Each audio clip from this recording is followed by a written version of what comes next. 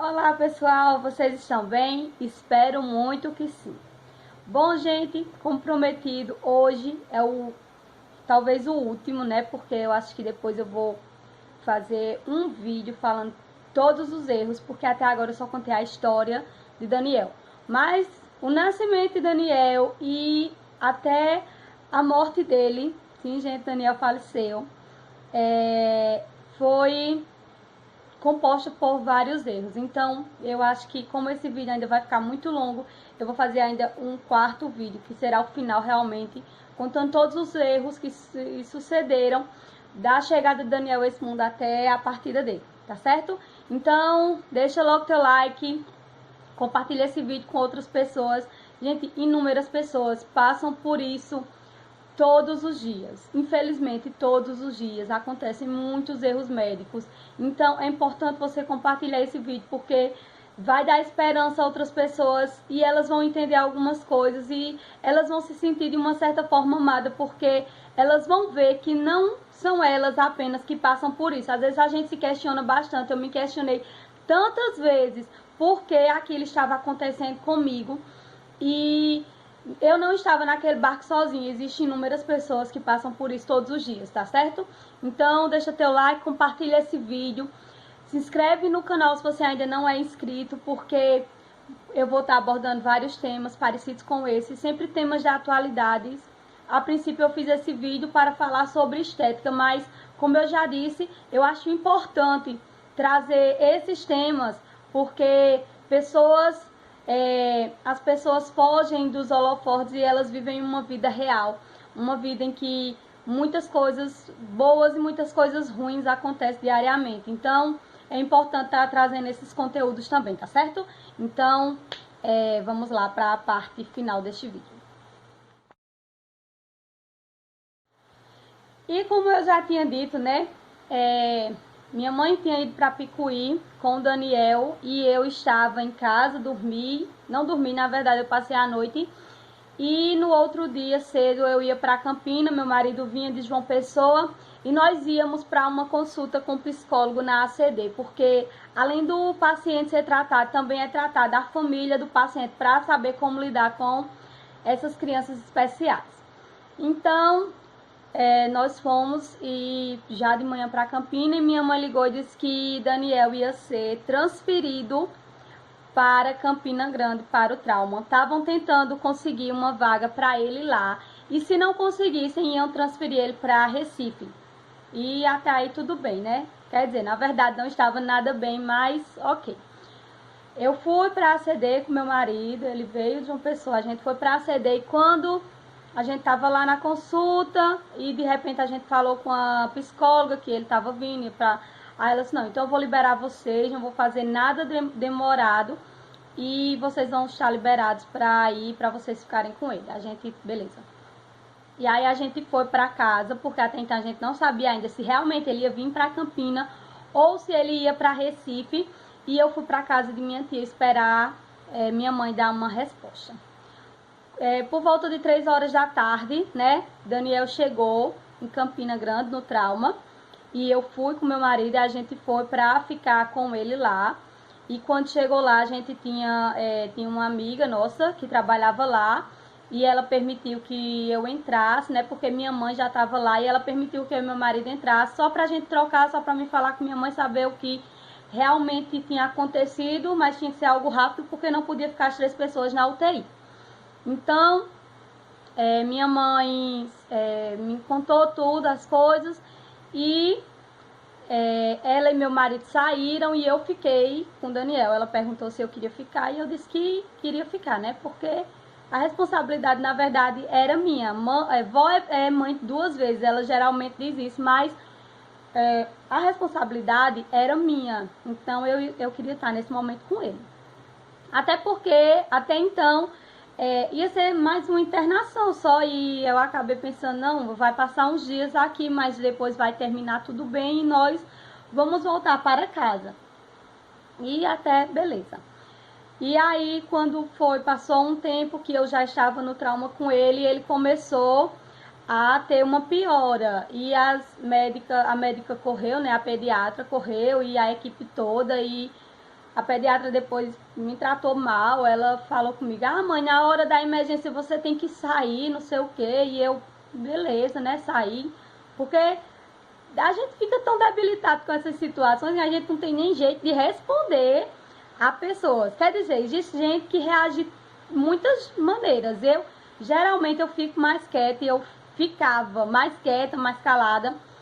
E beleza. Eles estabilizaram o quadro dele e tudo bem.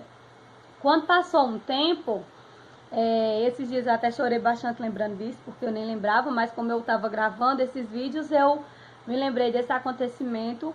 Quando passou um tempo que a sedação foi passando, ele foi abrindo o olho, e foi a última vez que eu vi ele com o olho aberto. E ele foi abrindo o olho, e ele estava entubado, né, e com um cano lá na garganta, ele estava chupando aquele cano, e eu imaginei, ele deve estar com fome, ou ele tá com sede. Aí eu perguntei à técnica de enfermagem se eu podia molhar uma gaze e passar água na boca dele. Ela disse que eu podia, e eu fiz isso, molhei a gaze e fui pingando gotinhas de água na boca dele. E ele foi tomando aquela água, né? Mesmo um pouquinho, pinguinhos, mas ele foi tomando aquela água. E eu disse a ela, ele tá com o olhinho aberto. Ela disse, é porque a gente vai precisar sedar ele de novo, né? Porque como ele estava entubado, ele precisava ficar sedado. E aí elas sedaram ele de novo e pronto, ele dormiu mais uma vez. E foi a última vez que eu tive esse contato de fazer alguma coisa por ele. Depois, a noite toda, ele dormiu bem. E eu também, né, não dormi, mas eu fiquei lá com ele o tempo todo. E conversei com as outras mães que tinham na UTI. E tá certo, quando foi por volta de 2 horas da manhã, ele começou a piorar mais uma vez. E o plantão da pediatra já tinha trocado, era outra pediatra que estava agora. E era uma pessoa maravilhosa, uma mulher super-humana, porque, como eu já disse, nesse meio da medicina, parece que as pessoas elas já estão tão doutrinadas a ver coisas erradas, a ver sofrimento, a ver pessoas morrendo, que parece que eles são imunes, eles não esboçam nenhuma reação, eles não sentem, é como se eles não sentissem nada. Mas essa pediatra, ela era diferente, eu nunca esqueci dela, depois eu nunca mais vi ela, mas eu nunca esqueci dela, das atitudes dela, por ela ser uma pessoa extremamente humana.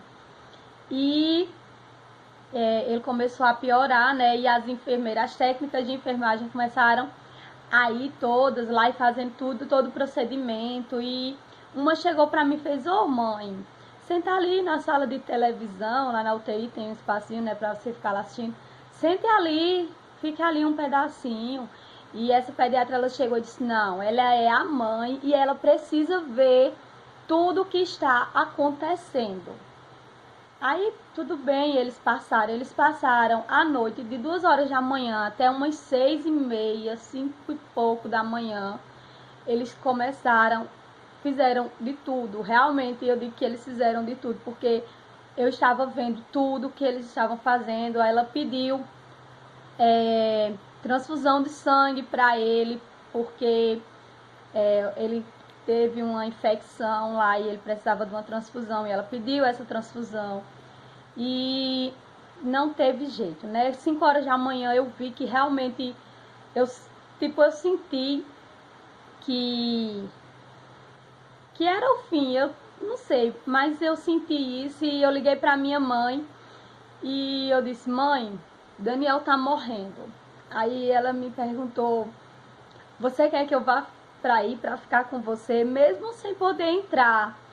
E eu disse, quero. Ela disse, eu vou ligar pro seu marido e a gente vai.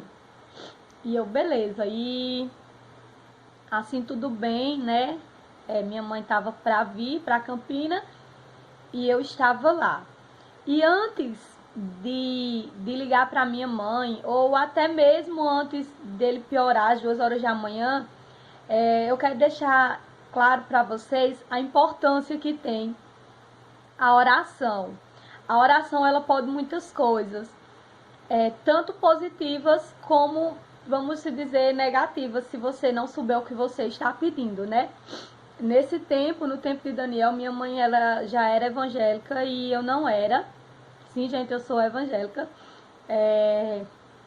E ela já conhecia da palavra. E na verdade, assim, a gente sempre conheceu da palavra porque a gente sempre gostou de ser, a gente era católicos praticantes, a gente sempre foi. Eu sempre cantei na igreja, eu cantava na igreja católica e a gente sempre teve muita vontade de conhecer da Bíblia, então a gente fez muitos estudos bíblicos com a igreja batista, com as testemunhas de Jeová, com adventistas. Então, assim, a gente sempre teve a vontade de aprender da Bíblia independente de uma religião.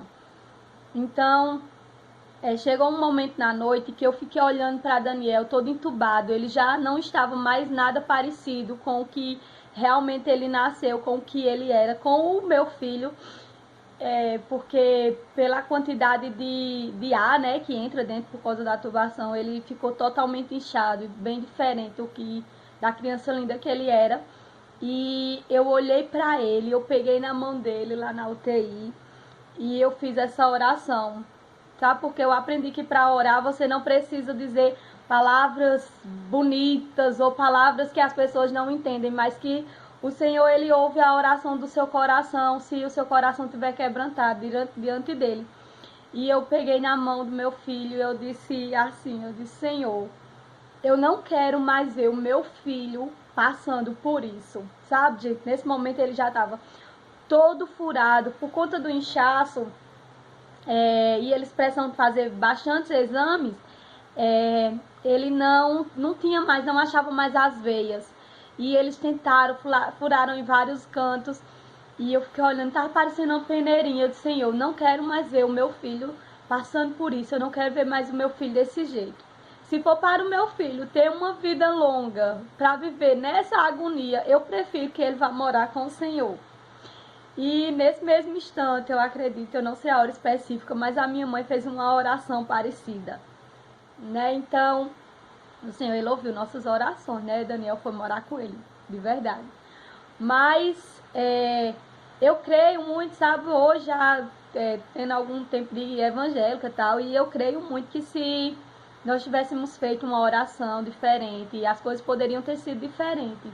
Não trazendo culpa para nós, porque enquanto Daniel teve vida, nós sempre fizemos o melhor por ele.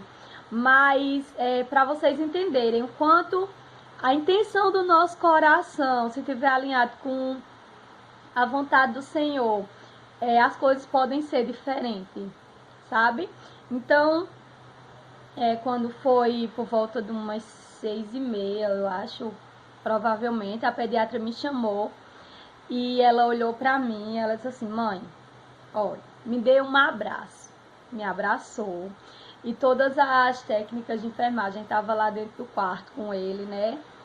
E todas já, tipo, emotivas. A equipe que estava comigo na noite foi uma equipe mandada pelo Senhor realmente, porque eram todas pessoas muito humanas, todas pessoas que estavam como se sentissem a dor que eu estava sentindo, porque eu acredito que muitas eram mães e tudo isso. Então, ela olhou para mim e disse, mãe, infelizmente, nós fizemos tudo que estava ao nosso alcance, mas ele não resistiu.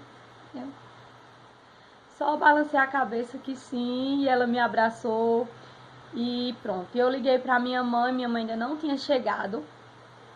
E eu disse à minha mãe, né, que ele já tinha partido e pronto.